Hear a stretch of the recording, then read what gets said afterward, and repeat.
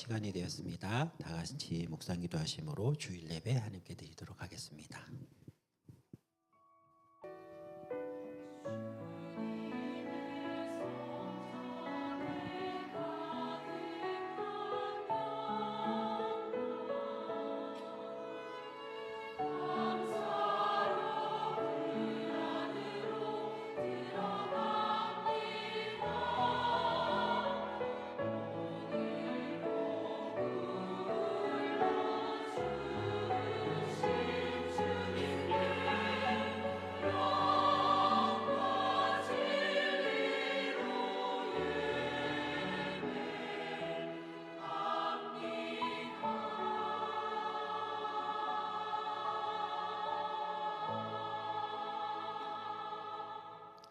온 땅여 여호와께 즐거운 찬송을 부를지어다.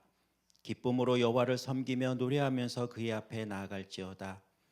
여호와가 우리 하나님이신 줄 너희는 알지어다. 그는 우리를 지으시니요 우리는 그의 것이니 그의 백성이요 그의 기르시는 양이로다.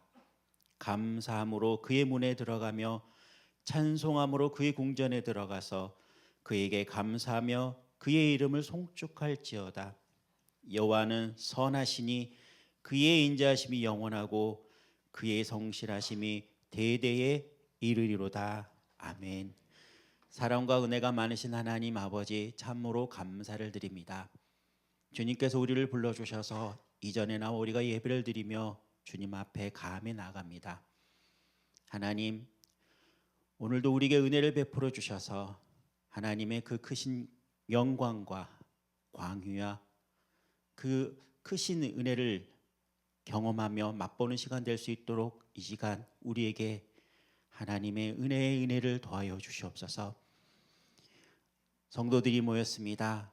하나님 앞에 찬송하며 감사할 때 또한 우리의 마음을 모아 이렇게 신앙을 고백합니다. 전능하사 천지를 만드시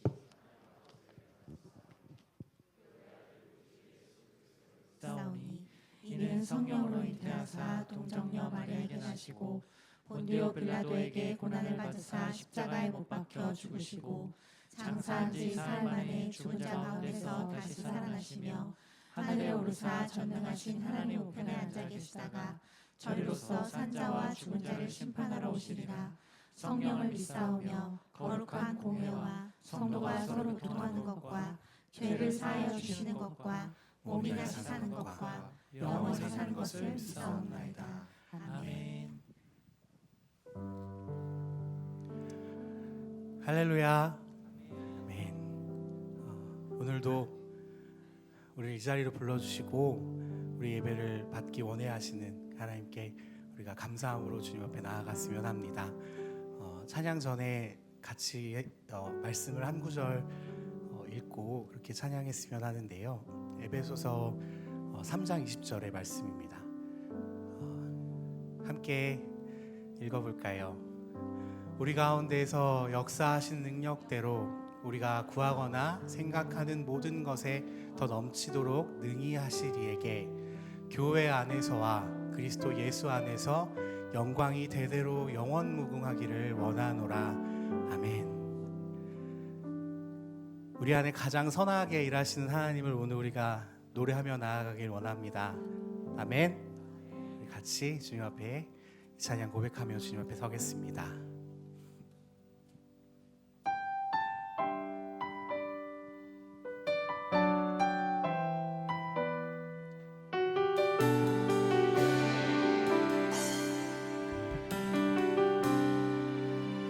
나의 기도하는 것보다 나의 기도하는 것보다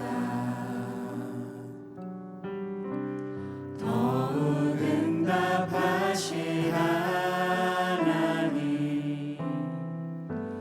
나의 생각하는 것보다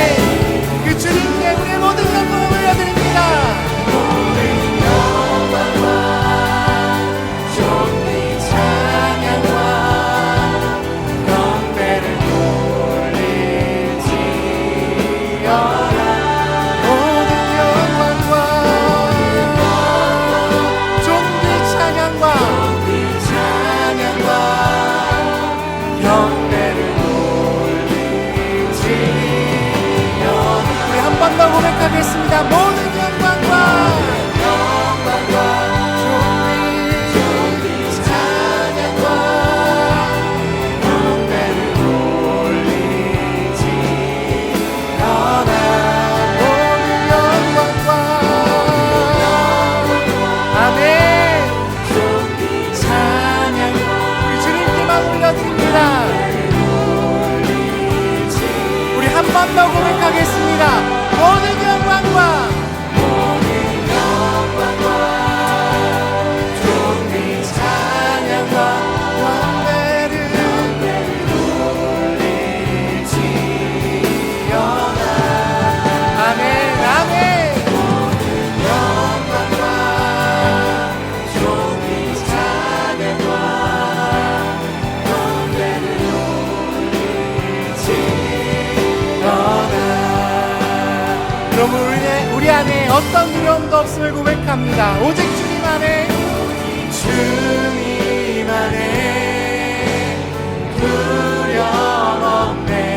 고난을 통해 날 만드시는 은혜 주님만이 내 모든 것 대신해 주의 강한 손 날 붙드시네.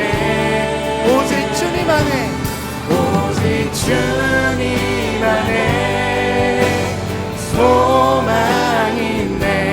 내 삶을 통해 영광 받으신 주님 주님만이 내 모든 것 대신해 주의 선하신 나 노래하네. 우리 믿음으로 고백하겠습니다. 오직 주님 안에 주님 안에 두려움 없네. 고난을 통해 날 만드시는 인내 주님만이 내 모든 것 대신해 주의 강한 손 날 붙드시네. 오직 주님 안에 오직 주님 안에 소망이 있네. 내 삶을 통해 영광 받으신 주님 주님만이 내 모든 것 대신해 주의 선하심 나 노래하네. 주의 선하심 나 노래하네. 주의 선하심 나 노래하네. 주의 선하심 주의 선하심 나 노래하네. 이 모든 영광과 존귀를 주님께만 다시 한번 감사로 박수로 영광 올려드립시다. 할렐루야 할렐루야. 주님의 이름을 찬양합니다.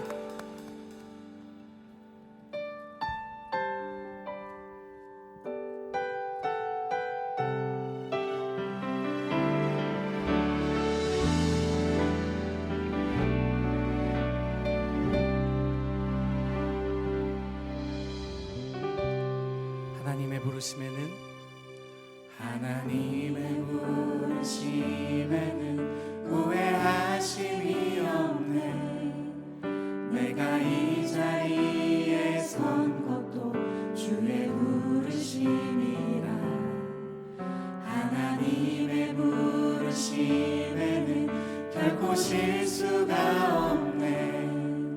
나를 부르신 하나님의 신실하심을 믿네. 작은 나를 부르신 뜻을 나는 알 수 없지만 오직 감사와 순종으로 주의 길을 가리라. 때론 내가 연약해져도 주님 날 도우시니 주의 놀라운 그 계획은 나는 믿으며 살리. 날 부르신 뜻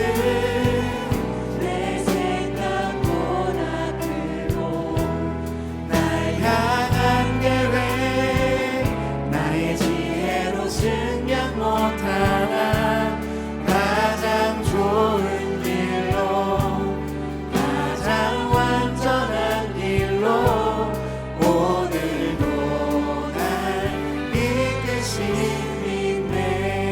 이끄시네.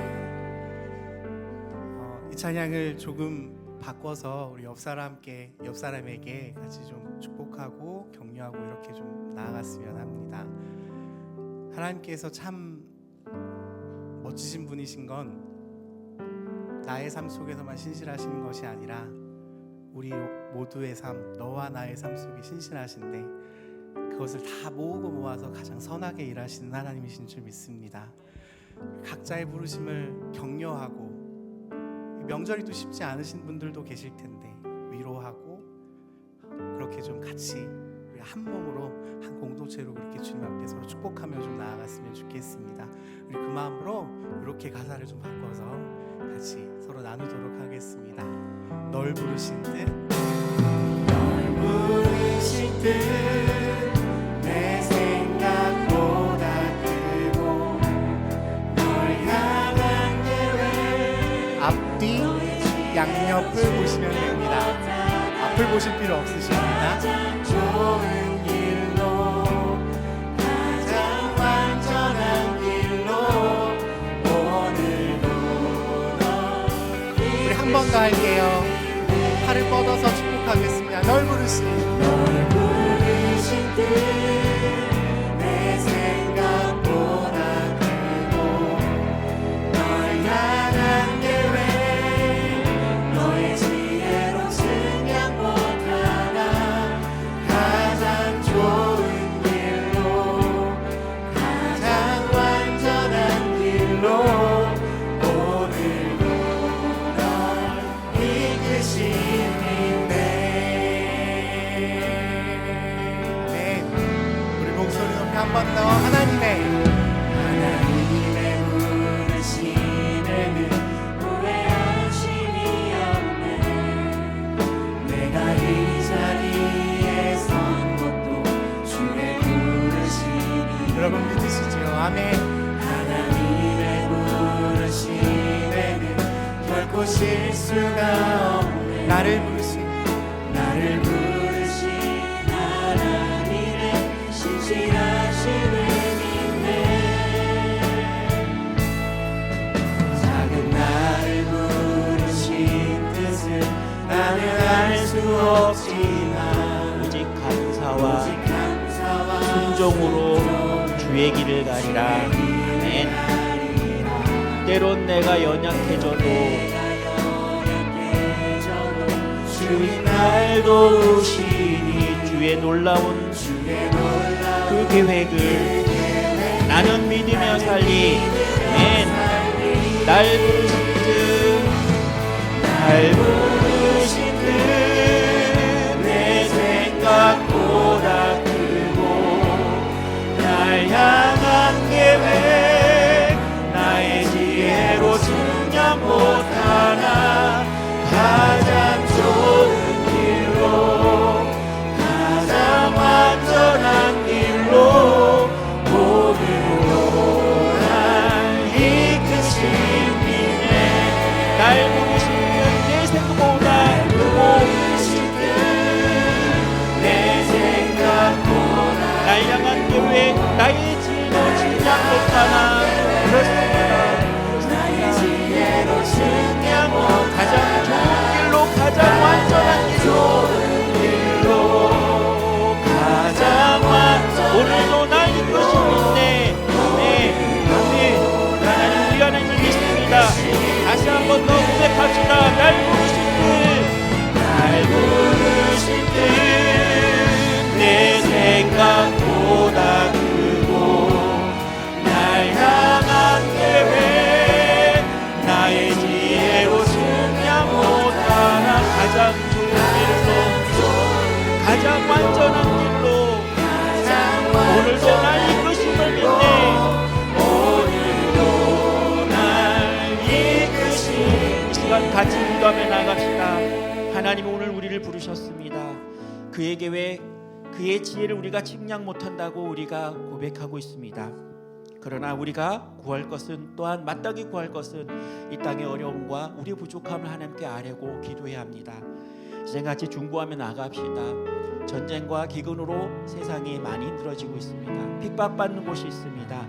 선교사님이 나가서 어려움을 겪고 있습니다.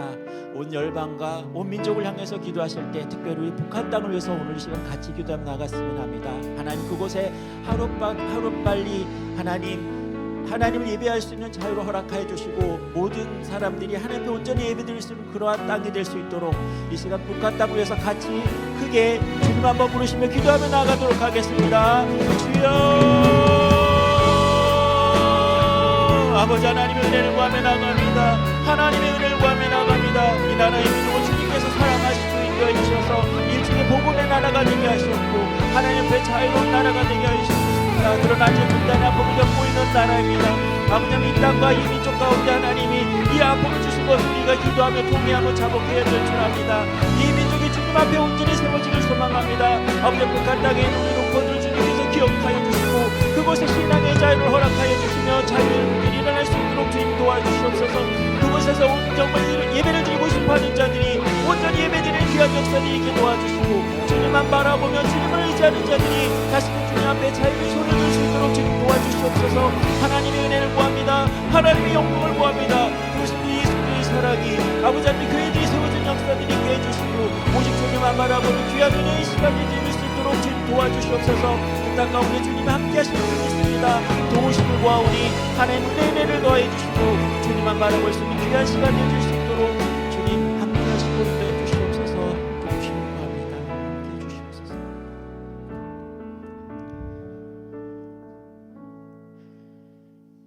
이 시간 한 번 더 기도하도록 하겠습니다. 우리가 부른 이 찬양처럼 하나님은 부르심에 후회함이 없습니다. 내가 이 자리에 선거도 주의 부르심이라고 고백했습니다. 그 부르심에 감사하며 주님 앞에 나갑시다. 감사합니다. 하나님, 오늘 나에게 가장 좋은 길, 좋은 완전한 길로 이곳에 이끄셨는데 하나님 온전히 바라볼 수 있는 예배 시간이 되게 도와주시고 주님만 바라볼 수 있는 시간 허락하여 주시옵소서. 이 마음 가지시고 이 시간 같이 주님 앞에 묵상으로 기도하며 나가도록 하겠습니다. 기도하시겠습니다.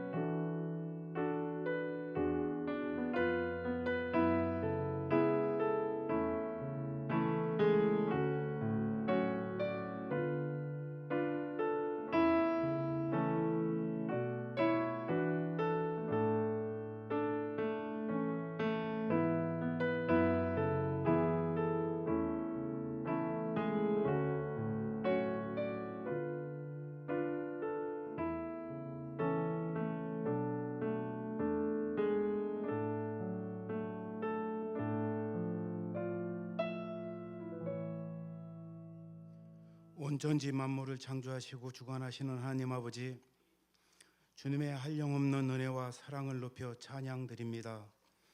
거룩하고 복된 주님의 날, 저희들의 발걸음을 예배당으로 인도하심으로 성삼위일체 하나님께 예배드리오니 영광받아 주옵소서.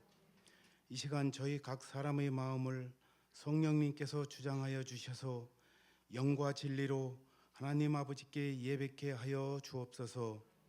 새해를 맞이하게 하시고 지난 한 달 동안도 주님의 은혜와 사랑 가운데 지내게 해주셔서 감사드립니다. 새해 첫 마음으로 주님께 드렸던 다짐과 소망이 시간이 지남에 따라 저희 생각과 저희 방식으로 고집부리지는 않았는지 돌아보며 고백합니다.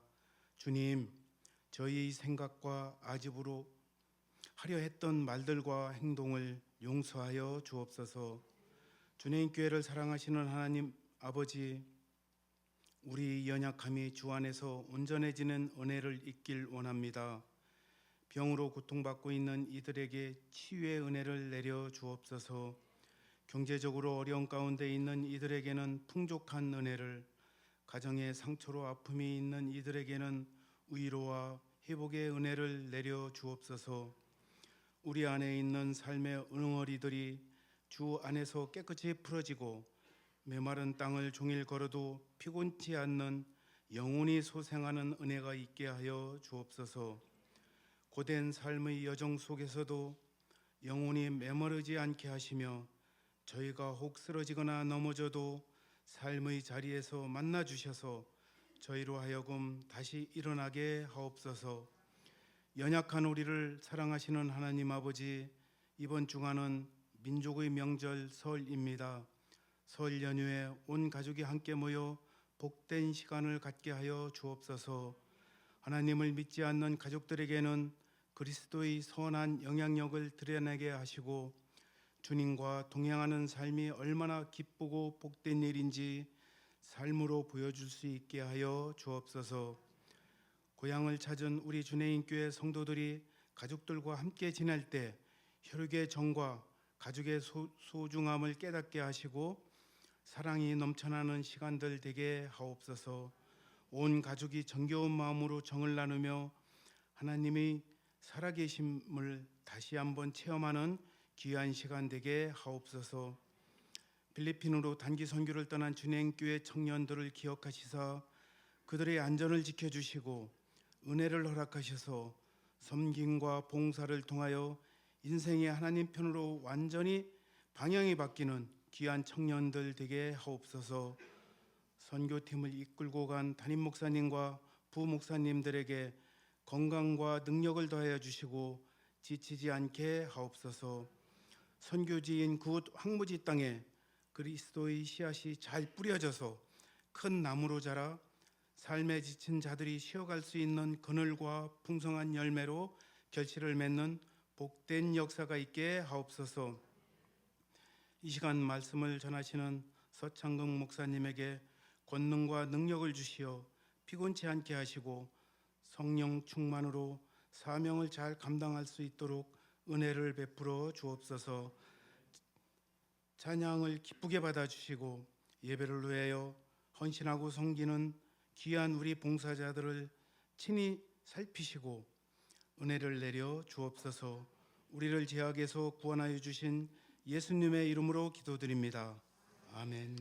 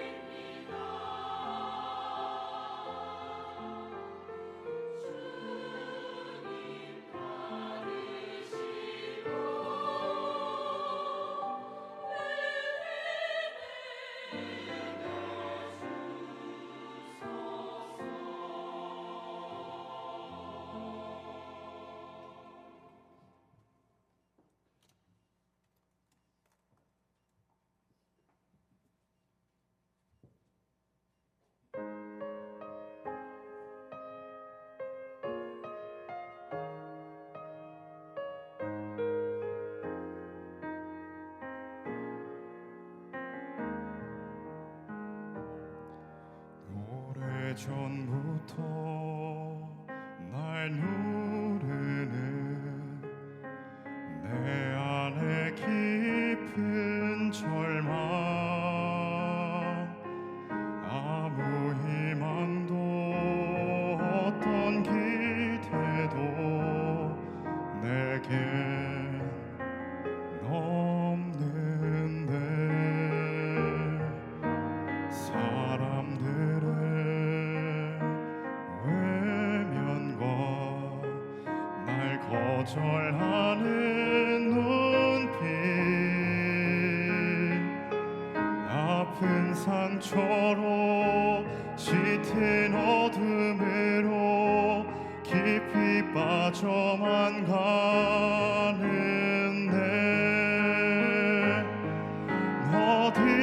어디선가 내게 들리는 하나님 아들 주님 이야기, 그분이라면 그의 옷자락이라도 내 마지막 소망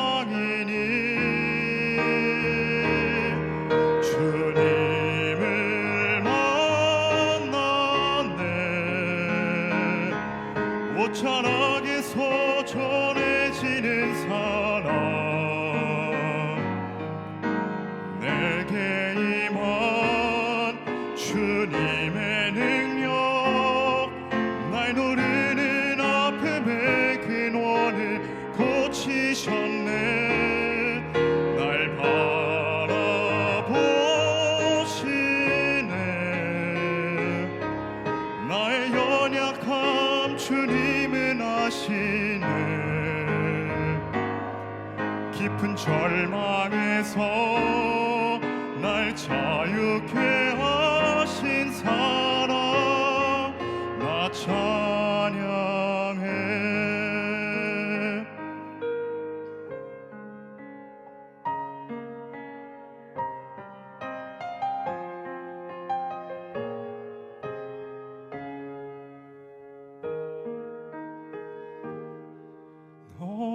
어디선가 내게 들리는 하나님 아들 주님 이야기 그분이라면 그의 옷자락이라도 내 마지막 소망이니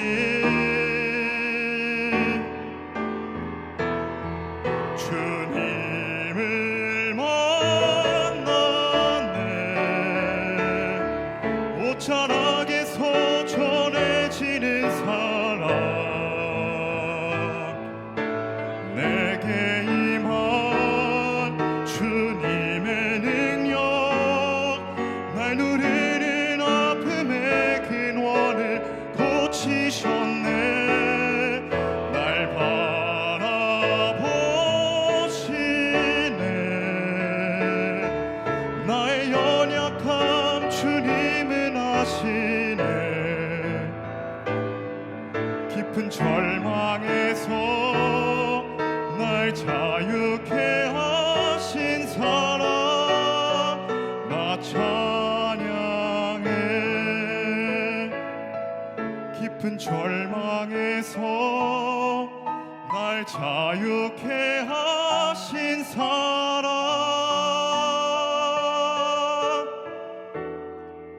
나 찬양해.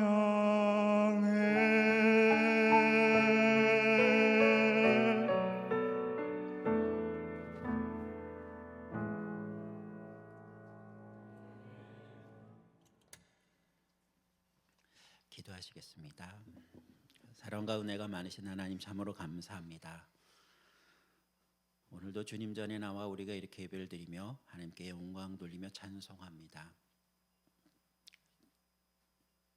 주님 앞에 나올 때 그 부르심에 감사해서 사랑해 주심에 감사해 우리가 가진 일부를 가져 하나님께 예물로 드립니다.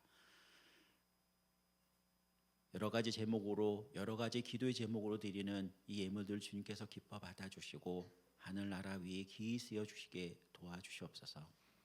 바친 손길들 주님께서 기억하셔서 그 바친 것을 하나님께 영광 돌림으로 드러낼 때 하나님 복의 복을 내려주시고 혹 드리고자 해도 드릴 것이 없어 안타까워하는 마음 주님께서 기억하여 주셔서 바치고도 남음이 있는 넉넉한 물질적 축복도 주님 허락하여 주시옵소서. 주님이 오늘도 우리와 함께 하시고 우리 예배 가운데 임재하시고 우리 모든 예배를 받으실 것을 믿고 감사드리며 예수님 이름으로 기도합니다. 아멘.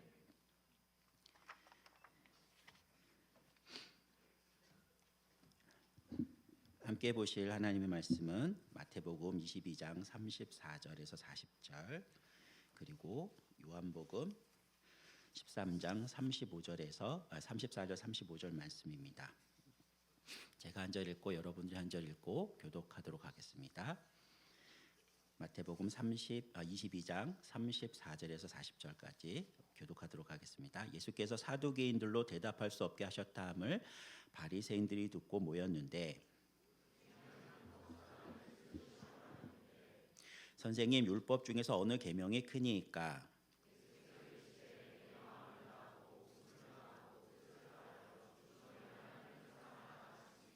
이것이 크고 첫째 되는 계명이요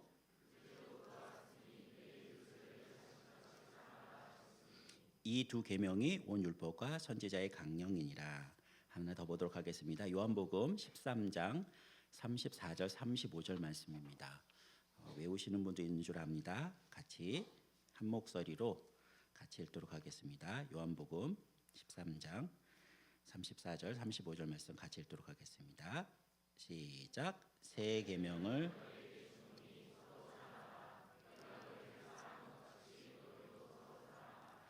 너희가 서로 사랑하면 이로써 모든 사람이 너희가 내 제자인 줄 알리라. 아멘. 다시 한번 기도하겠습니다. 사랑과 은혜가 많으신 하나님 참으로 감사를 드립니다. 오늘도 주님 전에 나왔습니다. 하나님 이 시간 말씀을 듣습니다. 하나님 먼저 전한 자 입술을 주장하실 것을 기도하며 소망합니다. 죄인입니다. 지혜가 없습니다. 감히 하나님의 말씀을 들고 서기에 부족한 자이지만 오늘 하나님께서 세우시고 이 예배 가운데 주님의 통로로 삼고자 하셨사오니 온전히 주님의 은혜가 흘러갈 수 있도록 성령 하나님 감동하여 주시고 받은 은혜가 온전히 흘러갈 수 있도록 지혜와 명철을 더하여 주시옵소서. 이 시간 주님이 우리 함께 하심을 믿고 감사드리며 예수님 이름으로 기도합니다. 아멘. 우리 옆에 있는 분하고 좀 인사 나눌까요? 샬롬. 평안하시죠? 네, 앞뒤로 좀 인사 나누셨으면 좋겠습니다. 옆에만 딸랑하지 마시고요. 예. 사실 저도 그렇게 인사시키면 익숙치 않은 사람이라 굉장히 부끄럽고 그다음에 축복하라 그러면은 눈보기도 어렵습니다. 특히 이제 장로님이 옆에 계셔서 이제 축복하는데 장로님도 쑥스러워하시고 저도 쑥스러워하면서 서로 그냥 슬쩍 한 번만 눈치만 주고 앞에 보고 있다가 야단 맞고 뭐 그런 것 같습니다. 근데 또 앞에 서면은요 이런 기회에 이렇게 교제하지 않으면은 교제할 시간이 없을 것 같아서 이렇게 자꾸 시키게 됩니다. 참 이중적인 것 같아요. 저는 기도 제목이 많이 응답된 목사 중에 하나입니다. 왜냐하면은요 어렸을 적부터 교회 신앙생활했던 사람이기 때문에 교회 이런저런 모습을 보면서 하나님 저는 이랬으면 좋겠습니다라고 마음속으로 둔 기도 제목 또 입 밖으로 낸 기도 제목이 여러 가지가 있습니다. 그 중에 하나는 지난번에도 나눴듯이 저는 좋은 담임 목사님을 모시는 좋은 부목사가 되었으면 좋은 부목사는 아니죠. 좋은 담임 목사를 모시는 그런 부목사가 됐으면 좋겠습니다라고 기도를 했는데 그 기도 제목을 하나님께서 응답하셔서 좋은 담임 목사님과 좋은 동역자들과 함께 사역하는 교회 목사가 되었습니다. 또 두 번째 기도 제목은 우리 교회는 목사님하고 장로님이 좀 친하셨으면 좋겠어요라고 말을 했는데 우리 교회가 정말 죄송합니다. 장로님하고 목사님이 친한 교회입니다.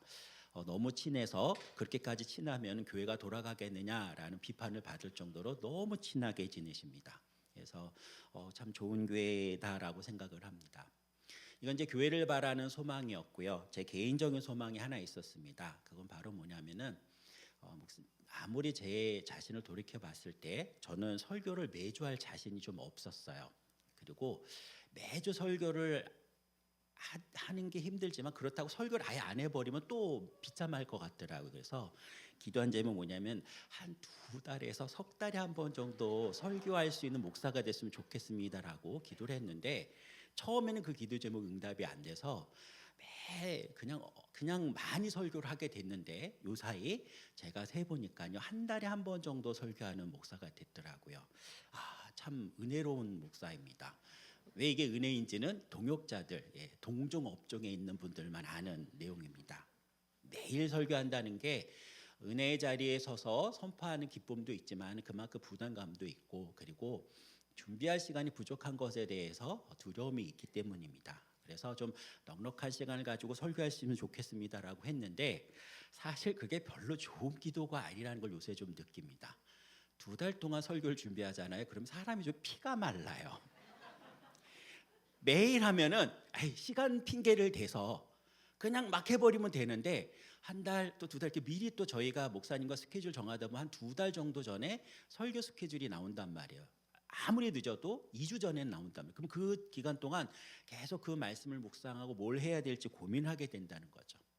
그래서 이것도 긴 것도 별로 좋지는 않다라고 생각을 하는데 그 대신 좋아지는 것은 한 가지 설교를 계속 반복해서 여러 번 묵상을 할 수 있는 기회가 있다는 것이죠.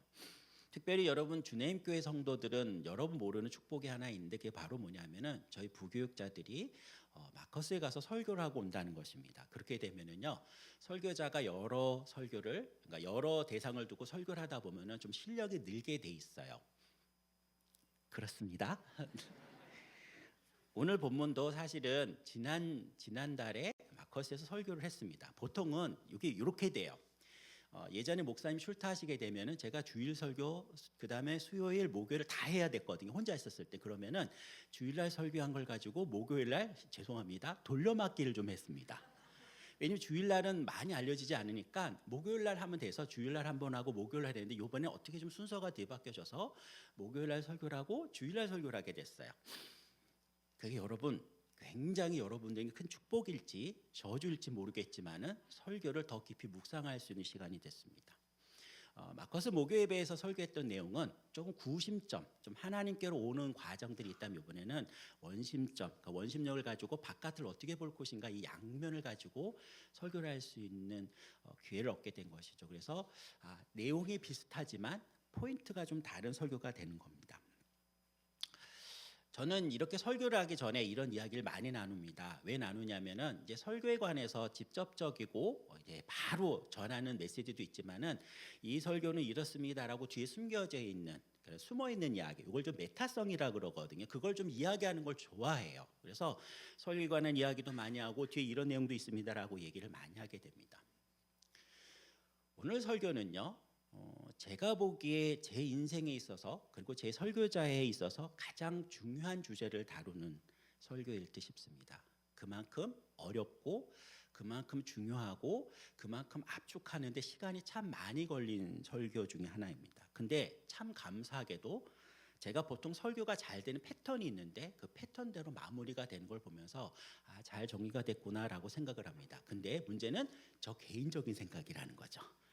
여러분은 어떨지 모르겠지만 최대한 열심히 잘 설교를 해보려고 합니다. 받은 은혜를 나눌 때 하나님이 함께 하셔서 이 설교 가운데 하나님의 은혜를 더하시길 소망합니다. 아멘. 저는 저희 어머니에게 좀 많이 맞고 컸습니다. 전후 시대에 태어난 분, 전쟁을 겪었던 분들은 아무래도 좀 혹독한 시기를 겪었는지 그 당시 어른들은 말하기보다는 때리는 것이 우선이었고 기회가 있었을 때 제대로 하지 못했을 때 굉장히 분노를 많이 하셨습니다. 저희 어머니 아버지도 신앙생활을 하셨고 신앙인으로서 훌륭하게 교회 생활을 하셨던 분이고 장로님 권사님으로 은퇴하셨고 그리고 집 주위의 모든 분들이 다 기독교인들이기 때문에 교회 일이 늘 일상인 그런 집안에서 태어났습니다. 그럼에도 불구하고 어머니의 마음에 들지 않을 경우 대부분 학업에 관한 내용입니다. 공부를 하지 않았을 때 성적을 못 받았을 때 이럴 때 좀 많이 맞고 컸습니다. 많이 맞았는데요. 그 뒤에 붙는 단어가 전 이해가 안 됐습니다. 사랑의 매. 분명히 맞았는데 사랑이란 단어가 붙어요.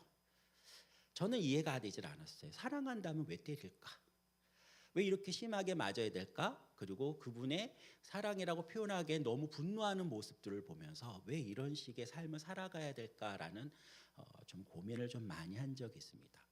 나중에 이 문제를 가지고 저는 상담을 좀 공부하면서 많은 선생님께 물어보고 확인해 봤더니 그분들의 표현은 그건 절대로 사랑이 아니고 폭력이다라고 말을 했고 익명을 정확하게 제 이름을 밝히자고 익명성으로 했었을 경우에 그분 빨리 정신과 상담을 받아야 된다라고 말을 하는 분이 저희 어머니 아버지셨습니다. 그 밑에 제가 컸습니다. 사랑이 무엇일까? 사랑한다면 왜 때릴까? 근데 그분은 사랑이라고 말을 했습니다. 근데 제가 단순히 폭력이라고 받아들이기에는 어려운 게 뭐냐면 그 폭력 가운데 뭔가 느껴지는 것이 있었어요. 알지는 못했지만은 뭔가 있다라는 사실 때문에 그냥 단순히 폭력이다, 걔는 때린다, 분풀이다 이렇게 말을 할 수는 없었습니다. 그러다가 오랫동안 이 문제를 가슴에 품고 풀어오는 과정 중에 있었고 얼마 전에 그 문제가 제 안에 풀리게 됐습니다. 그리고 제 근래에 몇 년 동안에 이 사랑이란 주제를 다룰 수밖에 없는 몇 가지 큰 사건들이 있었습니다. 정말 굵직굵직한 사건이었는데 일일이 다 설명을 드릴 수 없을 만큼 제 인생에 많은 그 시간들 그리고 에너지들 그리고 제 영혼의 침체를 겪으면서 그 문제를 풀어오는 과정들이 있었습니다. 고민의 흔적이 있습니다. 해결하다 보니까 그 문제를 풀어가다 보니까 이런 것이구나라고 깨닫게 된 것들이 있고 그 풀어가는 과정 속에서 가장 중요한 문제를 해결할 수 있는 힘이 제 안에 생기게 됐습니다. 그래서 그 부분을 오늘 나누려고 합니다. 오늘 우리는 두 가지 본문을 읽었습니다. 마태복음 22장과 요한복음 13장을 읽었지만 두 본문의 공통점은 사랑에 관한 이야기입니다. 먼저 살펴보실 마태복음 22장 34절 40절 말씀은 한 율법사가 예수님을 시험하면서 묻는 질문으로 시작을 합니다. 선생님, 율법 중에 어느 계명이 큽니까? 라고 묻습니다. 그래서 예수님이 뭐라고 대답하셨냐면은 내 마음을 다하고 목숨을 다하고 뜻을 다하여 주 너희 하나님을 사랑하라 하셨으니 이것이 크고 첫째 되는 계명이요 둘째도 그와 같으니 내 이웃을 내 몸같이 사랑하라 하셨으니 이 두 계명이 온 율법과 선지자의 강령이니라라고 말하면서 율법사에게 뭐라고 대답을 했냐면은 모든 구약 성경, 네가 알고 있는 성경을 통틀어서 보게 되면은 하나님 사랑, 이웃 사랑이다라고 이야기했다는 것이죠. 근데 이 맥락은 조금 좁아요. 근데 이 맥락을 조금 더 잘 알 수 있는 곳이 한 구절 더 있습니다. 누가복음 10장 25절 37절 말씀을 좀 살펴봐야 합니다. 누가복음 10장 25절에서 37절까지 말씀을 제가 부탁을 드렸는데 같이 교독하도록 하겠습니다. 어떤 율법 교사가 일어나 예수를 시험하여 이르되 선생님 내가 무엇을 하여야 영생을 얻으리이까?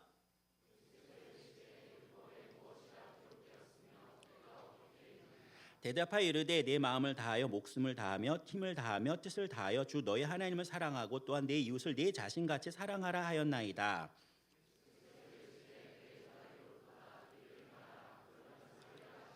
그 사람이 자기를 옳게 보이려고 예수께 여쭤오되 그러면 내 이웃이 누구니까?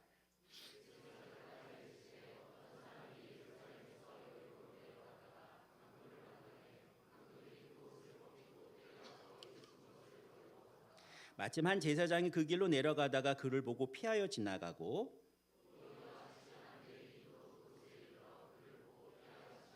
어떤 사마리아 사람은 여행하는 중에 거기 이르러 그를 보고 불쌍히 여겨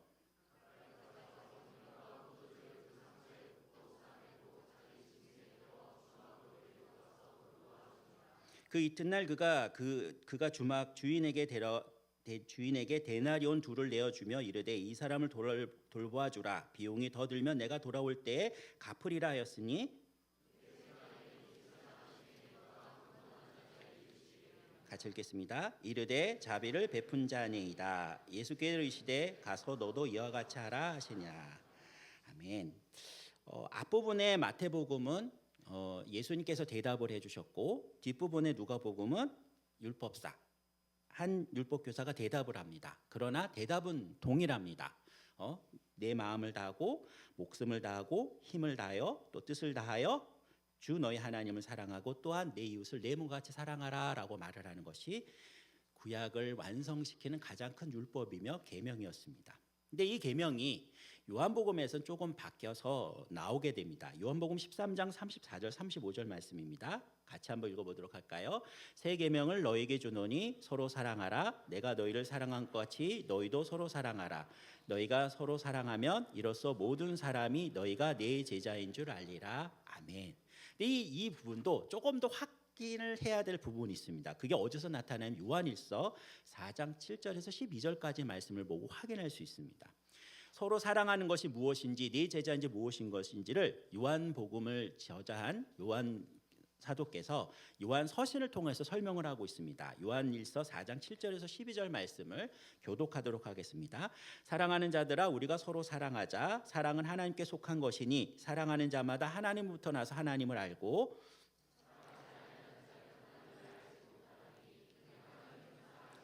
하나님의 사랑이 우리에게 이렇게 나타난 바 되었으니 하나님이 자기의 독생자를 세상에 보내심은 그로 말미암아 우리를 살리려 하심이라.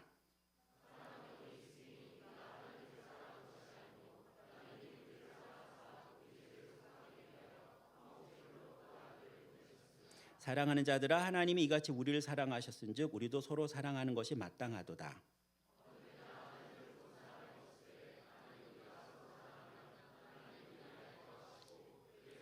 우리 안에 온전히 이루어지느니라. 아멘. 자세히 성경 구절 하나하나 살펴보지 못했지만은 마태복음과 누가복음의 내용과 요한복음의 요한일서의 내용이 좀 다르다라는 것을 알 수 있을 것입니다. 근데 그 다른 내용이 가장 크게 여기 있습니다. 그 큰 내용이 바로 뭐냐면은요. 마태복음과 누가복음은요. 너, 내라는 말이 많이 등장합니다.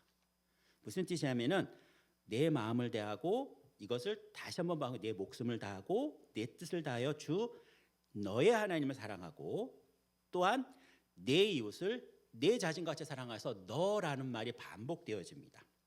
그래서 누가복음에서 너라는 말을 굉장히 반복하면서 또 한 번 반복하다가 누가복음에 이 사마리아 강도 만난 이웃을 사마리아인이라는 사람을 만났을 때 이 대답 속에서 너도 이와 같이 하라라고 말을 하면서 너라는 것을 주체로 이야기를 합니다. 근데 요한복음과 요한일서에서는 좀 달라집니다. 어떻게 이것이 확장하게 되냐면은 세 계명을 너희에게 주노니 너라는 단어에서 너희라는 말로 확장하고 서로라고 이야기합니다. 근데 여전히 하나님의 사랑하심은 동일하게 등장합니다. 내가 너희를 사랑한 것 같이 근데 너희도 서로 사랑하라고 얘기하면서 서로 사랑하는 이야기를 얘기합니다. 좀 확장이 됐어요. 그거를 조금 더 요한일서에서는 어떻게 표현하냐면은 서로 사랑해야 되는데 이유가 무엇이냐면은 바로 하나님의 본질이 사랑이시기 때문입니다. 구약은 하나님을 우리에게 어떻게 계시하냐면은 하나님을 거룩이란 단어로 설명하고 있고 신약은 사랑이란 단어로 하나님의 정체성을 설명하고 있는 겁니다. 마치 여러분 회사에 어디에 다니십니까? 그러면 어느 회사를 다닌 그 아이디 카드에 어느 회사라고 붙어 있는 그 표제어는 하나님은 사랑, 하나님은 거룩이라고 붙어 있는 것이죠. 그리고 우리가 그 아이디 카드를 가지고 그 직장 안에 들어갔을 때 찍어야 됐을 때 그 찍는 행위가 바로 무엇이냐? 구약은 거룩이란 단어지만은 신약은 무엇이냐면 사랑이란 단어가 찍혀야 된다는 거예요. 그래야 출입할 수 있다라고 말을 하는 것이죠. 성경 말씀은 우리에게 이렇게 말합니다. 사랑해야 한다. 사랑의 본질이다. 사랑하는 것만이 진정한 우리의 정체성을 드러내는 것이고 그것이 우리가 해야 될 당연한 일이다라고 말을 하고 있는 것이죠. 저는 이 말씀을 들으면 아멘은 되지만 그 다음에 문제가 하나가 있어요. 그 문제가 바로 뭐냐면은 그래서 어떻게 해요? 라고 질문을 던집니다. 그게 메타성이 강한 사람들 그리고 조금 표현을 이렇게 하면 여러분 이해하기 쉬운데 좀 의심 많은 사람들이 있죠. 생각 많은 사람들이 가지고 있는 두 번째 질문입니다. 사랑해. 그럼 어떻게 해요? 라고 말을 하는 것이죠.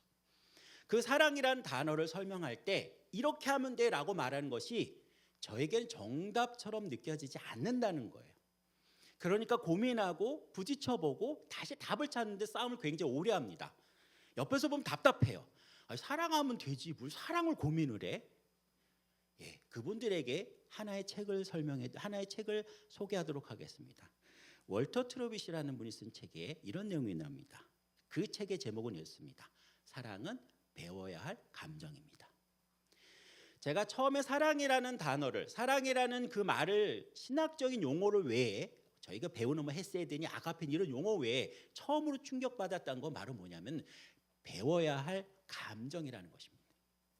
감정인데 어떻게 되느냐? 그냥 느껴지고 그냥 되는 것이 아니라 배워야 된다는 거죠. 이해해야 될 부분이 있고 그것을 향해서 수고하고 노력해서 깨달아야 될 지점이 있다는 거예요. 그것이 사랑이라는 거예요. 저에게 충격으로 다가왔어요. 그래? 사랑이라는 게 이런 거야? 그럼 내가 지금 알고 있는 것이 전부가 아니겠네. 뭔가 더 배워야 가야 되겠네. 내가 알고 있는 이 부분에서 더 진보하고 발전하다 보면은 제대로 된 뜻을 알 수 있겠네라고 생각을 하게 되는 것이죠. 오랫동안 배워야 된다라는 이 말에 침잠하여서 많은 생각을 했습니다. 그러다가 얼마 전에 제가 새로운 단어를 하나 만났습니다. 다른 관점, 다른 도구를 가져온 거죠. 이거는 심리학에서 쓰는 용어입니다. 사랑이 무엇이냐? 심리학에서는 여러 말로 표현하지만 이렇게 표현합니다. 자기 확장이란 말을 사용합니다. 좀 말이 어려울 수 있습니다. 근데 여러분 곰곰이 생각하면 굉장히 쉬운 말입니다.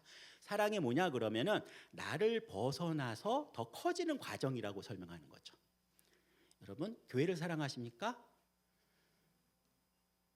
대답이 안 나오시네요. 예, 죄송합니다. 늘 이럴 때 지금 죄송해요. 이렇게 분위기를 막 끌고 가다 이렇게 던지면은 당황스러워 하시는데 전 처음에 집중을 안 하고 있다고 생각했는데 그게 아닌데 예, 자, 집중 저기 이렇게 하시는데 여러분 교회를 사랑하십니까? 하나님을 사랑하십니까? 예. 그럼 여러분 하나님을 사랑한다는 게 뭘까요? 교회를 사랑한다는 게 뭘까요? 그 중에 첫 번째 작동, 첫 번째 행위는 바로 뭐냐면요. 나가는 거예요. 그곳까지 내 거리가 바뀌는 거예요. 이 부분은 김 목사님이 참 잘 설명하신 내용이 있습니다. 신앙이 잘하는 사람과 신앙이 잘하지 않는 사람의 차이를 교회를 어떻게 놓는다는 거예요. 어떻게 놓느냐는 거예요.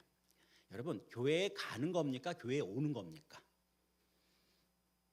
교회가 중심이에요? 집이 중심이에요? 집이 중심인 사람은 교회가 멀어요. 근데 교회가 중심인 사람은 집이 멀어요. 어디에 중심에 두느냐에 따라서 다르다라고 설명해요. 참 좋은 설명입니다. 그거를 여러분 동사적인 측면으로 봅시다. 교회 가는 거예요? 교회 오는 거예요? 자, 여러분, 우리는 교회 간다는 표현을 씁니다. 그럼 나 중심이에요. 근데 교회 온다라는 표현을 쓰면은요, 그게 하나님 중심이에요. 무슨 뜻인지 이해가 되세요? 성경은 이렇게 표현합니다. 오라! 여호와 앞에 오라. 가라가 아니에요.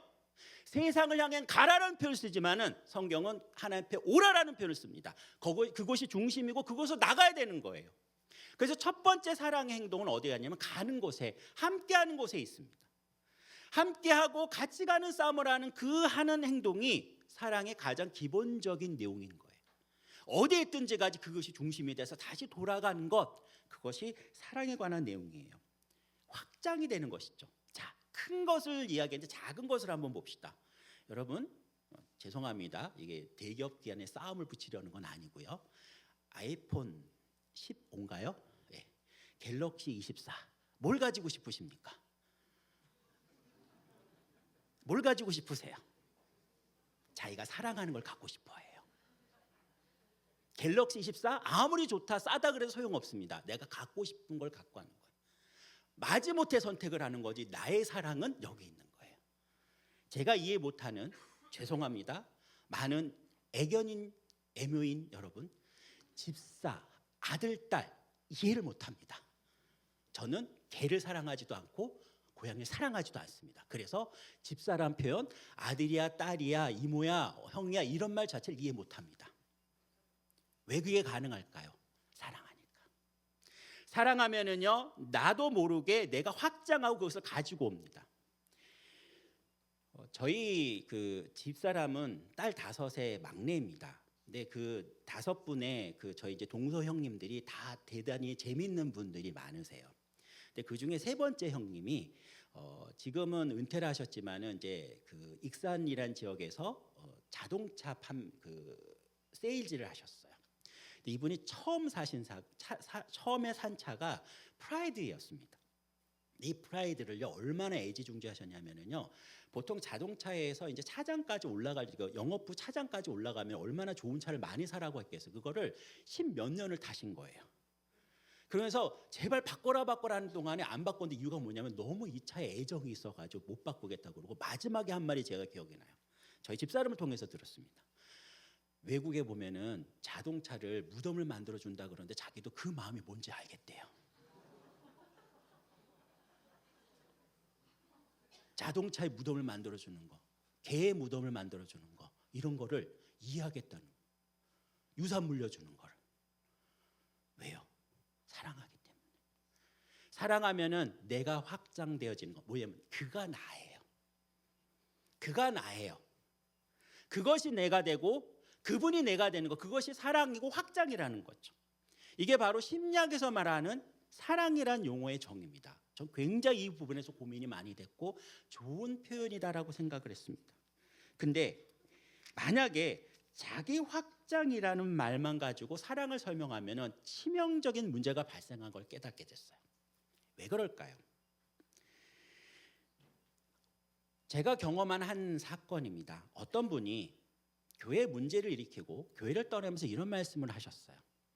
나는 하나님도 사랑하고 교회도 사랑하고 목사님도 사랑하는데 나는 목사님을 너무 사랑해서 하나님을 사랑하지 않아서 교회를 떠난다라는 말을 썼어요.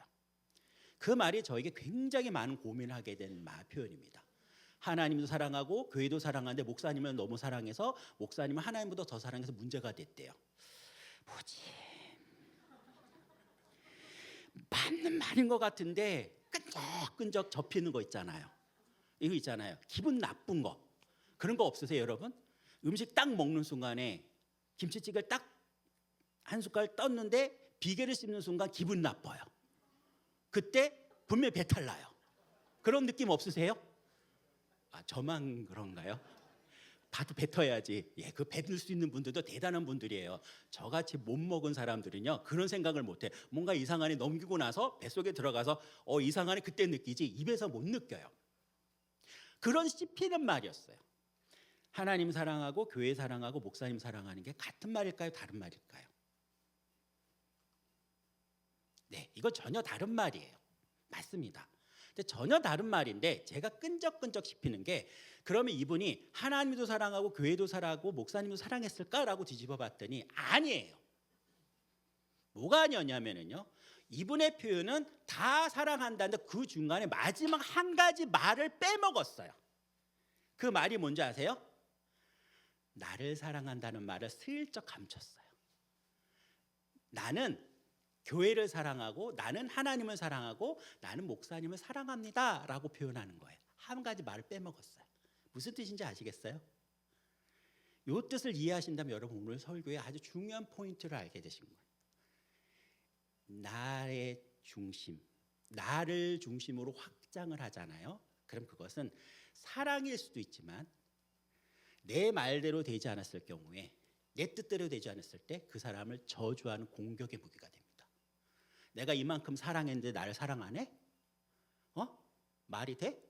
그러면서 합법적인 율법으로서 작동하게 됩니다. 쉽게 하면 칼날이 된다는 거예요.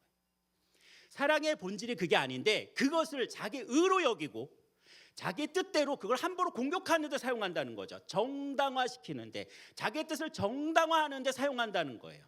그 말을 교묘하게 돌리는 거예요. 나는 사랑하고 있으니까. 네, 맞아요. 사랑하고 있겠죠. 근데 그 사랑이 자기의 뜻을 확장하는 것인지 아니면은 하나님의 뜻을 확장하는지를 봐야 한다는 거예요. 그것이 진정한 사랑의 원리입니다. 오늘 구약에서 신약으로 넘어오는 것, 마태에서 누가에서 넘어와서 요한복음으로 넘어오는 내용을 보세요.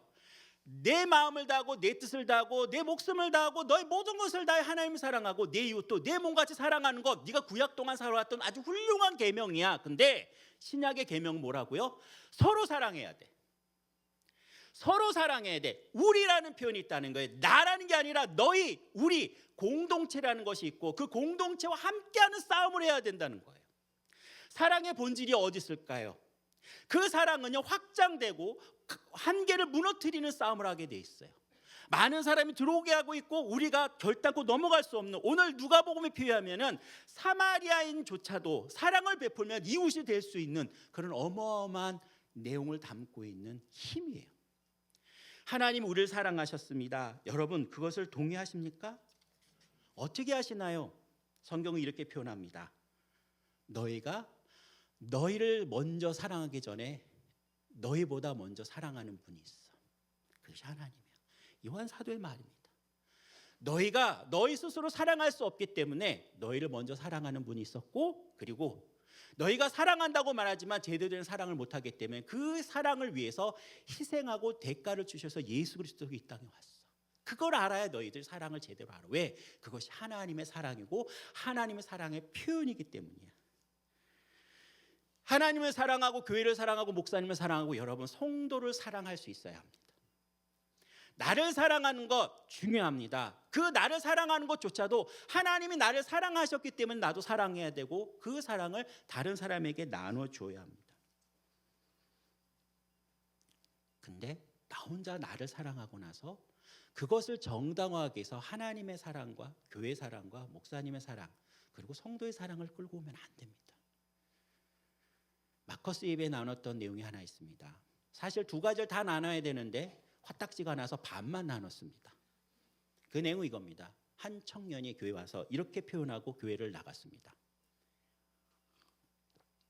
주님 교회는 사랑이 없어요. 열이 받았습니다. 도대체 네가 뭔데 그따위 소리를 해? 화가 나가지고 거기서 화딱지 내서 그런다고 소리하지 말라고. 그리고 마커스는 화를 냈지만 원래 내용은 이렇습니다. 죄송합니다. 당신의 사랑을 충족하지 못해서 죄송합니다. 아직 우리가 부족합니다. 조금만 기다려 주십시오라고 말을 해야 되는 것이 우선이었고, 그러면 당신은 그 사랑이 없는 곳에서 어떻게 해야 됩니까? 라는 말이 두 번째 질문이었는데 앞에 것은 사라지고 두 번째 것이 먼저 나왔습니다. 여러분에게 이렇게 말씀드리고 싶습니다. 아니, 주님교회 성도 여러분, 이렇게 하셔야 합니다.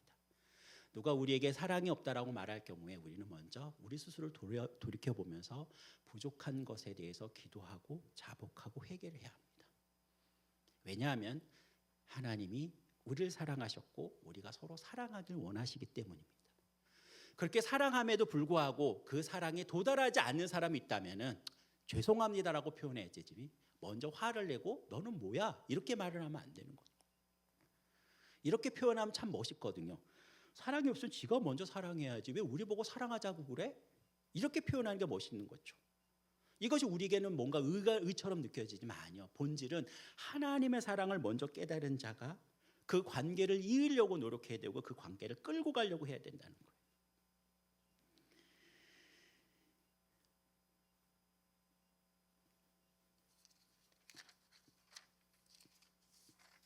사랑이 무엇일까요? 라고 말했을 때 여러분, 저의 첫 번째 대답은 이것이었습니다. 자기 확장이라고. 그래서 끊임없이 사랑하는 사람은 확신을 요구합니다. 나는 이렇게 해줬으면 좋겠고 이것을 경험하면 좋겠습니다라고 말을 하고, 그것이 확인되어졌을 때 그것이 사랑이다라고 말을 하는 것이죠. 여러분, 개가요, 죄송합니다, 개라고 표현해서요, 집에 들어올 때 꼬랑지 치고 달려들면은요 자기가 사랑한다고 생각을 해요. 그걸 확인하면요 더 많은 것을 주기 원합니다. 근데 제가 알고 봤더니요, 개는 그게 본성이래요. 근데 그 본성이 좋아서 개를 키우는 분들이 있습니다. 그것까지 뭐라고 말은 못하겠지만 뭔가 내가 확장한 것이 확신되어지고 확인되어졌을 때 우리는 그것을 자기 것이라고 생각합니다. 그러면은 성경이 말하는 사랑은 무엇일까요? 이 심리학적 용어를 빗대어서 설명하면은 이렇게 받아들이셔야 됩니다. 상호 확장이고 상호 확신이고 상호 확인하는 겁니다. 서로 사랑하고 서로 같이 가야 되고 서로 싸워야 한다는 거예요. 한쪽의 일방적인 스토킹이 아니라 서로 노력하는 과정들이 쌓여야 그것이 사랑이고 그것이 하나님이 우리에게 요구하신 내용이라는 거예요. 한때 저는 믿음에 관해서 굉장히 고민을 많이 했고 그 고민에 관한 대답을 많이 찾았습니다. 그래서 좋은 선생님을 만났고 또 좋은 담임 목사님 통해서 많은 것들을 배우면서 나름대로 정리했습니다. 처음에 맹목적인 신앙의 믿음을 가지고 그 믿음이 진짜인 줄 알고 쫓아다니던 시기도 저에겐 있었습니다. 그리고 그것에 대해서 순종하고 쫓아가는 것이 당연하다고 받아들이다가 제 본성이 드러났습니다. 이게 아닌데. 오래 고민하다가 박영선 목사님을 만나고 김남우 목사님을 만나면서 믿음은 좀 더 다른 차원의 개념이 하나 있다라는 것. 여러분 너무나도 많이 들으셨던 격과 격사의 가장 고급한 관계다라는 표현을 통해서 인격성을 배우게 되고 고급해지는 싸움을 하는 것. 이것이 믿음의 굉장히 중요한 내용이다라는 것을 배우게 됐습니다. 사랑은 무엇일까요? 저는 이렇게 표현하고 싶습니다. 아까 믿음의 그 표현을 가지고 와서 격과 격 사이에 가장 하나 되게 하는 관계, 이것을 저는 사랑이라고 생각합니다. 그래서 반대말을 유심 있게 보셔야 합니다. 여러분, 믿음의 반대말은 무엇일까요? 안 믿음이겠죠, 그죠? 덜 믿음이겠고 조금만 믿음이겠죠, 그죠? 근데 뭐라고 표현하죠? 믿음의 반대말은 배신이라고 표현합니다. 그래서 여러분, 이 세상에서 가장 힘든 일은 내가 가장 믿었던 사람이 나를 배신할 때입니다. 안 믿는 사람이 나에게 배신한 것, 안 믿는 사람이 내게 사기치는 것은 그렇게 상처가 되지 않아요. 브루투스 너 맞아. 이 명대사가 남는 이유가 뭘까요? 가장 가까워 있던 사람이 나를 배신했을 때 오는 고통과 충격이겠죠. 그럼 이 배신을 돌이킬 수 있는 말은 무엇일까요? 회개입니다. 다시 돌이켜서 돌아와야 됩니다. 우리는 하나님께 믿음을 신앙생활하다가 믿음이 약해지거나 믿음이 떨어져 딴짓을 했을 때 그때 선지자들은 이렇게 고백을 이렇게 우리에게 다그칩니다. 회개하고 돌아오라.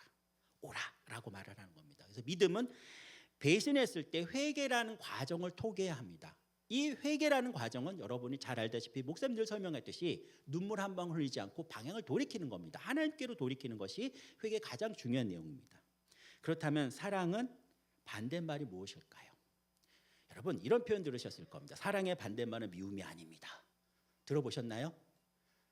안 들어보셨나요? 예, 그러면 한 단계 넘어가겠습니다. 처음에 저는 사랑의 반대말이 미움이라고 생각했습니다. 근데 그게 아니래요. 사랑이나 미움은요 비슷하대요. 왜냐하면요 미워하는 것도요 사랑하는 마음이 있기 때문에 그러는 거예요. 그래서 증오와 사랑에는 종이 한 장 차이고 동전 앞뒤면과 같다라고 말을 하더라고요. 그래서 처음에 어렸을 적에 그 말이 뭔 말인지 몰랐는데 나중에 봤더니요 내가 사랑하는 인간이 나를 사랑하지 않으면 미워하더라고요. 이게 종이 한 장 차이구나라는 걸 깨닫게 됐습니다. 그래서 나중에 이 말을 이렇게 설명을 하더라고요. 무관심이다. 사랑의 반대말은 관심을 두지 않는 것이다. 근데 무관심인데 여러분 이 말이 좀 맞다고 생각을 했어요. 한동안. 그래서 저도 전도사 시절에 막 그렇게 얘기하고 다닌단 말이에요. 청년들 불러다 놓고 그런 거 있잖아요. 이성교제 같은 거 하고 막 그럴 때 사랑의 반대 무관심이야 자식아 이렇게 했단 말이에요. 근데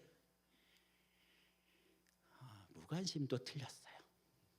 제가 이 정의를 알고 나서 무관심이 아니라요. 사랑의 반대말은요. 단절이에요. 단절이에요. 요한복음 전체에 그 사랑의 사도가 통으로 딱 한마디를 외치는 게 바로 뭐냐면은 하나님과 우리가 하나됨. 그 하나됨을 위해서 예수 그리스도 우리가 하나 되고 예수 그리스도가 하나님과 하나 되듯이 우리가 하나가 될 수 있고 그 하나됨을 또 다른 사람이 하나 되는 이 모든 것이 요한복음 전체에 드러나는 가장 중요한 주제라는 것을 알게 된 거예요. 요한복음을 수도 없이 강의하면서 이 안에 가장 중요한 주제가 무엇일까? 무엇을 향해 달려가고 있을까 봤을 때 하나됨이에요. 요한복음은요 하나됨이라는 주제를 위해서 모든 것이 맞춰져 있어요. 이 메타 내러티브가 연결되기 때문에 이걸 모르고 보게 되면요 너무 부분 알게 되는 거예요. 사랑의 본질은 무엇이라고요? 하나됨이에요. 하나님 우리를 하나 되게 하셨고 예수 그리스도를 통해서 우리를 하나 되게 하셨고 그래서 우리가 서로 하나 되어야 되고 화목하고 화평하는 그 모든 것 성령의 매는 줄로 하나 되는 것 그 모든 것이 사랑의 드러난 징표라는 것이죠. 그래서 단절된 것을 돌이키기 위해서 우리는 연결이라는 표현을 사용해야 돼요. 예수님이 이 땅에 오신 이유 하나님과 우리를 연결시키기 위해서. 그래서 우리는 어떻게 해야 된다고요? 사랑한다는 말을 뭘로 바꿔야 되는 줄 아십니까? 연결하는 거예요. 연결하는 거예요. 같이 가는 거예요. 함께 하는 거예요. 목사님 연결하는 게 쉽지 않아요. 네, 쉽지 않아요. 얼마나 어렵겠어요. 아니 인생을 제 멋대로 다 살다가 온 수많은 사람들이 모였는데 여기서 어떻게 연결이 되겠어요? 저는요 주님 교회를 보면은요 너무너무 대단하다고 느껴지는 것 중에 하나가 뭐냐면은 이 분들의 직업과 삶의 내용과 태도와 거기에 뭐 요새 말하는 MBTI에 다 뒤져보면요 도대체 함께할 이유가 없는 거예요.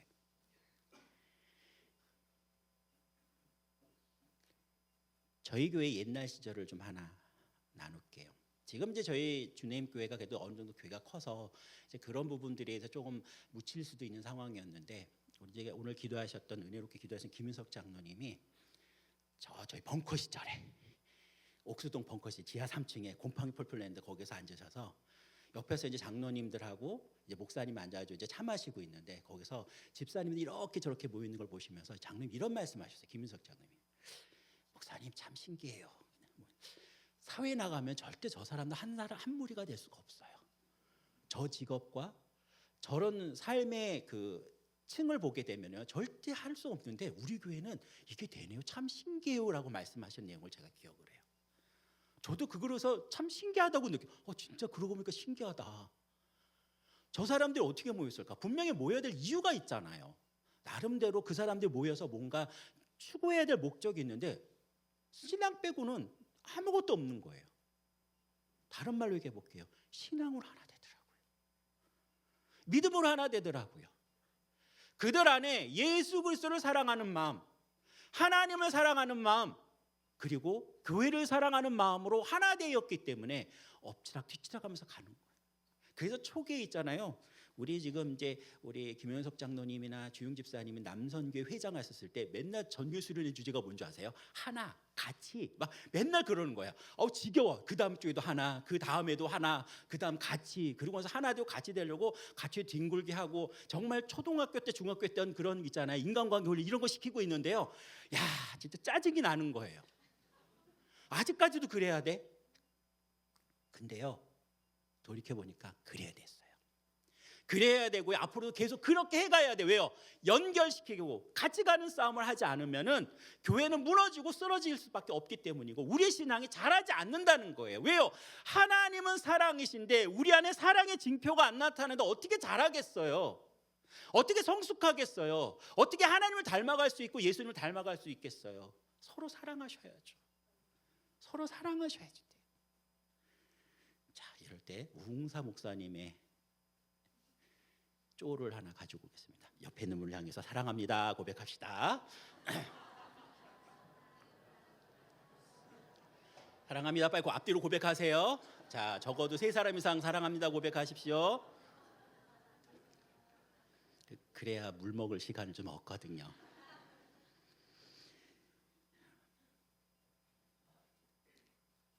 사랑을 공부하다 보면은 연구하다 보면 배우다 보면은요 아주 큰 주제를 여러 개 또 만납니다. 큰 산을 넘었는데 또 넘어야 될 몇 가지 봉우리가 있는데 그 중에 하나의 봉우리가 저에게 참 어려움이 있었어요.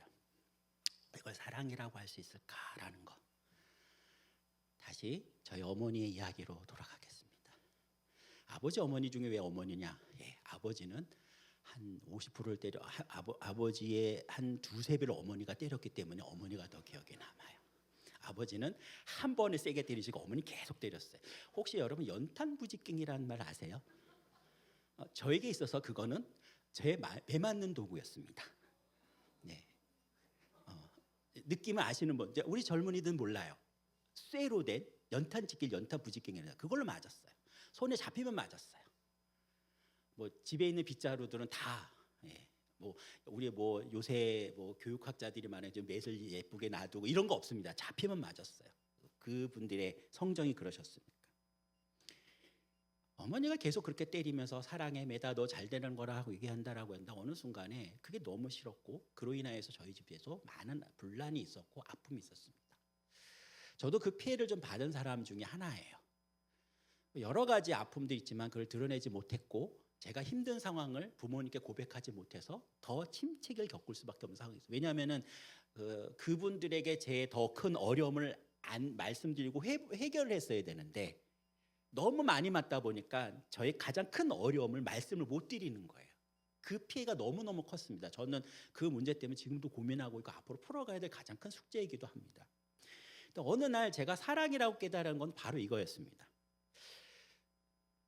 저희 집에 아이가 둘이 있습니다. 큰 아이가 혜인이고 둘째 아이가 혜찬입니다. 둘 다 우리 교회 성도로서 열심히 신앙생활을 하고 있습니다.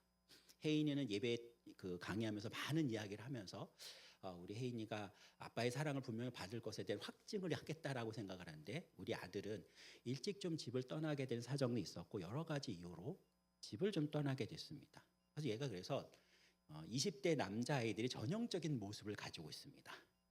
뭔지 아시죠? 모르시나요? 뭔 말을 해도 이 정도밖에 안 대답을 하고 그렇습니다.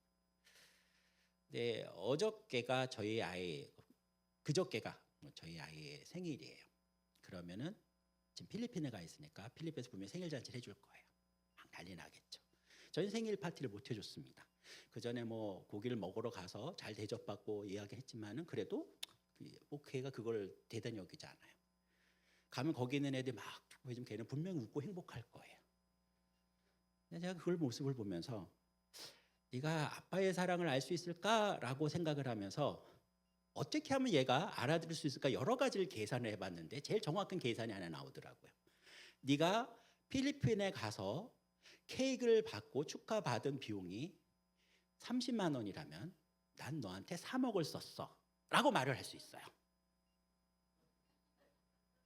3억뿐일까요? 더 많이 썼어요. 근데 제가 그 아이에게 나 3억 썼으니까 쟤들보다 너 더 사랑해 이런 말 하지 않아요. 왜 그런 줄 아세요? 제가 저희 어머니의 사랑을 그렇게 깨달았어요. 그 많은 대가를 치르시면서 저희를 키우기 위해서 수고하신 모양이 제가 커가면서 보고 배우는 거예요. 그때 그러셨구나. 그때 그러셨구나. 그때 그러셨구나 그러면서 그 수고하고 노력하고 애쓰고 눈물과 땀과 피의 내용들이 하나씩 하나씩 잡히니까 사랑하셨구나. 날 사랑하셨구나라는 걸 알게 되는 거죠. 학비가 없었을 때 학비 없어요라고 했을 때 그걸 구하기 위해서 뛰어다니셨을 어머니를 몰랐죠. 왜 우리 집은 가난해서 학비를 구걸하고 다녀야 돼? 김 목사님 늘 말하는 것처럼 왜 이렇게 붙어 있어야 돼? 김 목사님은 2달 붙어 있었고 전 2주 붙어 있었어요. 근데 그 2주가 창피한 거예요. 왜 우리는 그럴까? 근데 그 2주 후에 어떻게든 빌려서 학비를 대셨던 그 모습이 기억나면서 그리고 우리 아들을 위해서 아들을 둘을 위해서 그리고 손주와 손녀를 위해서 준비하시고 애썼던 걸 보면서 그랬구나 깨닫는 거예요. 여러분 사랑이라는 거는요. 여러분 눈에 보이지 않는 특별한 작동을 해요. 근데 그 작동이 우리가 너무 작기 때문에 그걸 사랑이라고 생각하지 못해요. 저는 이것을 깨닫는 데 시간이 너무 오래 걸렸어요. 왜요? 제가 직접적으로 부딪혀서 깨닫긴데 너무 아둔한 사람이었기 때문에 이거구나라고 알게 된 것이 있었습니다.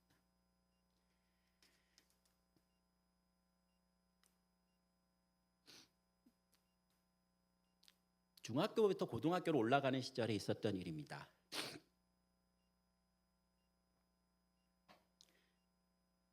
제가 학교 다닐 때였던 그 시절에는 중학교에서 고등학교 시험을 봐서 올라가는 제도가 있습니다. 연합고사라는 제도가 있었고 180점을 학과 과목을 나누고 20점을 체력장이라는 것을 통해서 이제 들어갔어요. 근데 20점은요. 웬만하면 다 20점을 받았어요.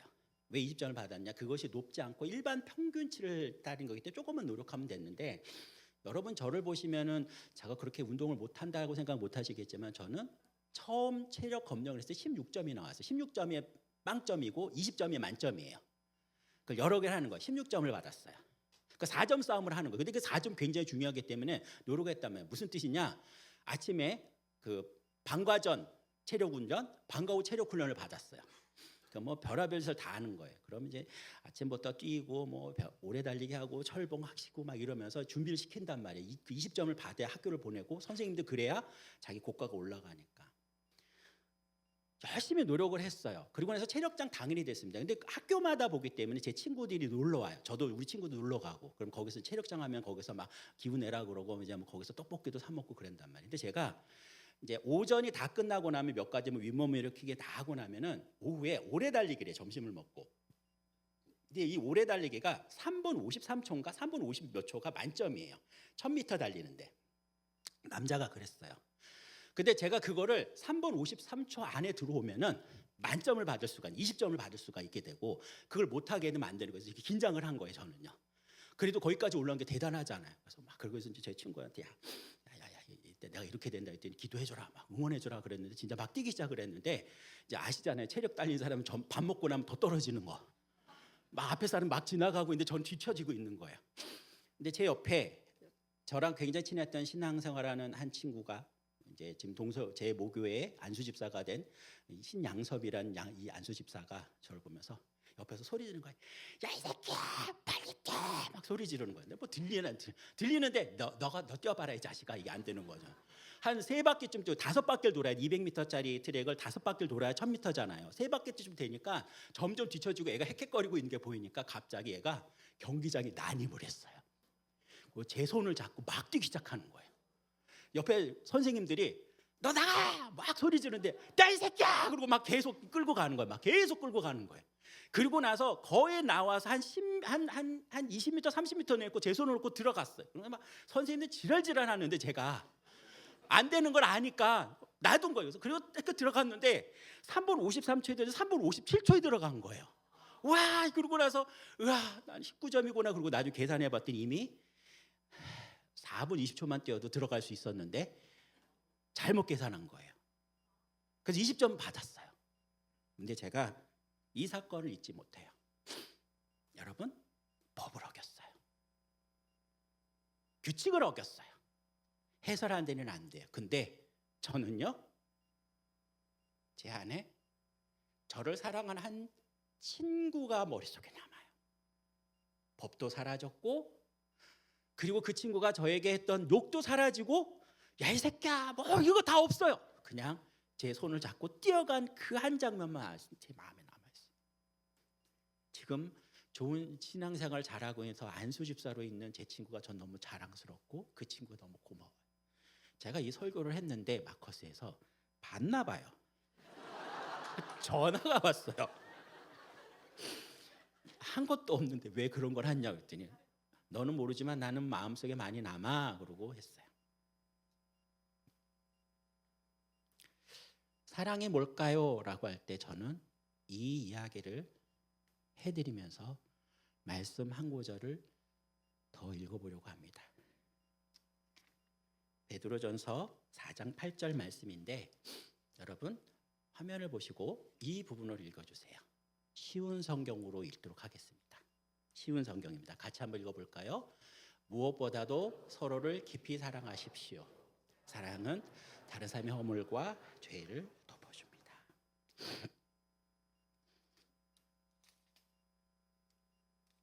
처음에 이것이 죄라고 설명되어 있어서 너무 강했어요.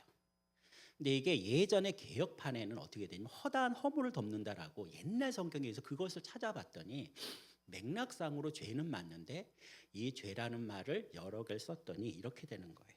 우리의 한계, 우리의 부족함, 우리의 연약함, 우리의 모순, 우리의 죄악원에서 쓰러져 있는 그런 모든 모습을 덮고 끌고 간다는 것이죠. 하나님이 우리에게 그렇게 하셔서 그렇게 하시기 위해서 예수님을 이 땅에 보내신 것처럼 우리도 그러해야 합니다. 사랑을 어떻게 해야 될까요? 여러분 하나님을 목숨을 다해서 사랑하셔야 됩니다. 여러분 여러분의 이웃을 내 몸 이상으로 사랑하셔야 됩니다. 왜냐하면 예수님의 피값으로 사신 분이기 때문입니다. 주님 교회가 어떤 교회가 되길 원합니까? 라고 물어봤을 때 저는 예배 잘 드리고 서로 따뜻한 교회가 되었으면 좋겠습니다 라고 말씀을 드립니다. 따뜻하다는 게 뭘까요? 부족한 게 있겠죠. 저를 제일 많이 사랑하는 사람이 누굴까요? 네, 저의 부족함을 가장 많이 아는 사람입니다. 덮어주고 감싸주고 오늘 밤도 넘어주고 내일 밤도 넘어가주는 그 사람이 저를 가장 많이 사랑하는 사람입니다. 저 역시 그러려고 노력하지만 늘 안 됩니다. 그럼에도 불구하고 또 넘어가고 또 넘어가고 허물을 덮는 싸움을 하는 겁니다. 주님 교회가 여러 가지 칭찬을 받겠지만 그중에 저는 이런 칭찬을 받는 교회였으면 좋겠습니다. 사랑이 넘치는 교회입니다. 그래서 이 사람들 보면 하나님이 계신 것을 알 수 있어요 라는 그런 교회가 되었으면 좋겠습니다.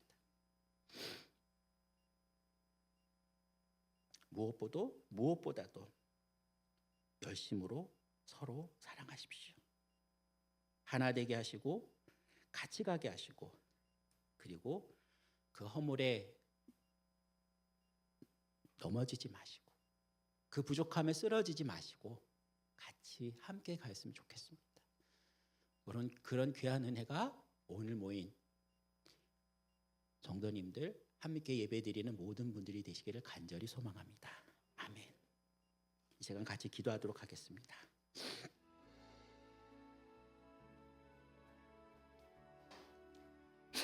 여러분 사랑이란 무엇일까요? 우리가 먼저 해야 되는 것, 내가 먼저 누굴 사랑하기 전에 하나님의 사랑을 알고 하나님의 사랑을 배워야만 가능합니다. 내가 누굴 사랑하는 게 가능할까요? 아니요, 불가능합니다. 나를 사랑해 주신 그 사랑을 알아야 다른 사람을 사랑할 수 있고 그 사랑을 받아야 다른 사람을 사랑할 수 있습니다. 이 시간 같이 기도하고 싶은 것은 하나님 더욱 사랑하게 해주시고 하나님 사랑 더욱 느끼게 해주시고 하나님 그 사랑 깊이 깨닫는 자 될 수 있도록 도와주셔서 다른 사람도 사랑할 수 있는 넉넉한 사람 되게 해주십시오. 이 마음 가지고 같이 기도하며 나가도록 하겠습니다. 기도하겠습니다.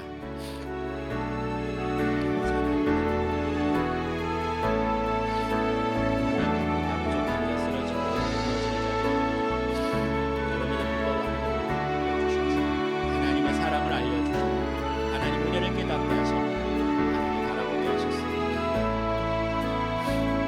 무너지고 쓰러지고 넘어가는 자들인데 그 사람으로 그 한 가지 생각하실 수 있도록 도와주시고 도와주셨습니다. 오늘 우리 하나님 더욱 주님을 사모하며 사랑하는 자가 되게 도와주시고 은혜 바라볼 수 있는 자가 되게 도와주시고 사랑과 은혜가 많으신 하나님 참으로 감사합니다. 오늘도 우리를 불러주셔서 하나님 사랑 안에서 알게 하셨고 깨닫게 하셨고 자라게 하셨습니다. 하나님 먼저 하나님을 더욱 사랑하길 원합니다. 우리의 마음과 생각 뜻을 다하여 주님을 사랑하고 그 은혜를 온전히 누린 자들 될 수 있도록 도와주시옵소서. 또한 말씀 알려주신 대로 가르쳐 주신 대로 내 이웃을 그리고 내 옆에 있는 사람을 같이 서로 사랑하며 나가길 소망합니다. 부족합니다. 쓰러집니다. 넘어집니다. 허물이 보이고 부족함이 보여 아버지 하나님 이로 인하여서 지치고 쓰러지고 낭망합니다. 우리 힘으로 서로 사랑할 수 없사오니 간구하고 기도하는 것은 하나님 그 사랑을 풍성히 보여주셔서 내 옆에 있는 사람을 더욱 사랑할 수 있도록 도와주시옵소서. 오늘도 주님을 바라보고 기도하며 감사드리며 예수님 이름으로 기도합니다. 아멘. 교회 소식 전하도록 하겠습니다. 사순절이 이번 주 수요일부터 시작됩니다. 제수요일이라 그래서 수요일부터 시작하는 것 기억하시기 바랍니다. 그래서 말씀과 기도를 경건하게 보내시기를 부탁드립니다. 장로님께서 기도하셨듯이 필리핀 선교가 계속되고 있습니다. 2월 7일에 떠났는데 화요일에 돌아옵니다. 건강하게 돌아올 수 있도록 기도 부탁드리겠습니다. 2023년 연말 정산 기부금 영수증 발급은 이제 다음 주일까지만 받습니다. 주범이 노비에 게시된 QR 코드 또는 교회 홈페이지를 신청하시기 바라고 담당자에게 문의하셔서 자세한 내용을 알아가시기 바랍니다. 작년 265 센터지기 MT가 2월 16일, 17일 양일간에 있습니다. 유정주 집사님 장녀 김혜림 양의 결혼식이 2월 17일 오후 5시 10분에 상암 컨벤션 서측 2층 그랜드 볼룸에서 있습니다. 아시는 분들 축복해 주시고 축하해 주시기 바랍니다. 오늘은 뭐 그런 일은 많지 않지만은 계속 주차 공간이 부족합니다. 주차위원회 안내를 따라 주시고 지혜롭게 주차하실 수 있는 방법을 찾으시기를 부탁드리겠습니다. 해외에 있는 선교사님들, 사역자들 위해서 기도 부탁드리고요. 그리고 마커스 목요 예배가 방학 중에 이제 모이고 있는데요. 기도해 주시고 많이 격려해 주시길 부탁드리겠습니다. 교회 일정은 참조하시기 바라고 헌금 안내들 잘 기억하시기 바랍니다. 마지막 찬송을 불러야 되는데 원래 그 87장을 부를까 하다가 그래도 저의 예배관에 의해서 예배 철학에 의해서 1장을 부릅니다. 나중에 87장을 집에서 꼭 부르시길 바라고. 왜냐하면 87장 부르지 않는 이유가 두 가지입니다. 오늘 그 다솔 형제가 찬양했던 그 가사하고 좀 맥락이 비슷하기도 해서 빼기도 했고요. 그리고 1장으로 마무리하는 게 저에게 있어서 가장 큰 은혜가 돼서 1장으로 합니다. 전주가 시작되면 다 일어나시고 한번 크게 부르고 예배 마치도록 하겠습니다.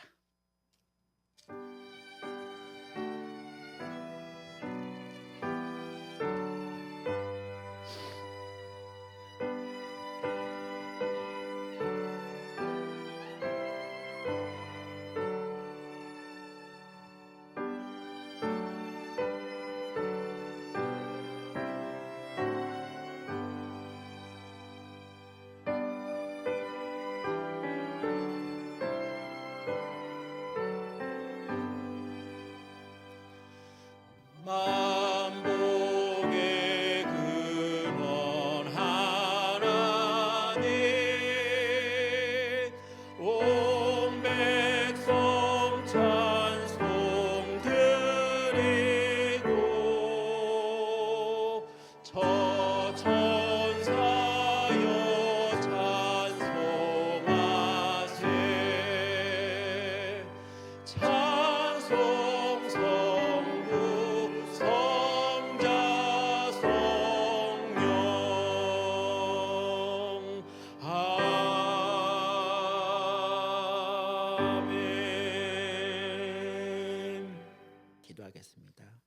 사랑하는 성도 여러분, 여러분이 이제 삶의 자리로 돌아가게 됩니다. 삶의 자리에 갔을 때 여러분, 그곳은 우리가 사랑하기 힘든 많은 일들이 있고 감당하기 어려운 여러 가지 허물들과 아픔들로 가득 차인 줄 압니다. 그러나 그곳에서 하나님 사랑하기를 원하십니다. 여러분이 맡은 자리에서, 섬기는 자리에서, 지켜야 하는 자리에서 하나님 사랑하시고 이웃 사랑하셔서 그 많은 사람들이 우리를 통하여 하나님이 살아계심을, 하나님 우리를 사랑하고 계심을 드러낼 수 있는 귀한 세상의 소금과 빛의 역할을 감당하시는 여러분 되시기를 바랍니다. 지금은 우리 주 예수 그리스도의 은혜와 하나님 아버지의 크신 사랑과 성령님의 감화 감동 인도 보호하신 역사가 이제 하나님을 사랑하고 이웃을 사랑하기로 다짐하며 서로 사랑하여 하나님의 온전한 제자, 예수님의 온전한 제자가 되기를 다짐하는 주님께 성도들과 오늘 함께 드리는 예배자들과 그리고 그 앞날과 그 머리 위에 지금부터 영원토록 함께 있을지어다. 아멘.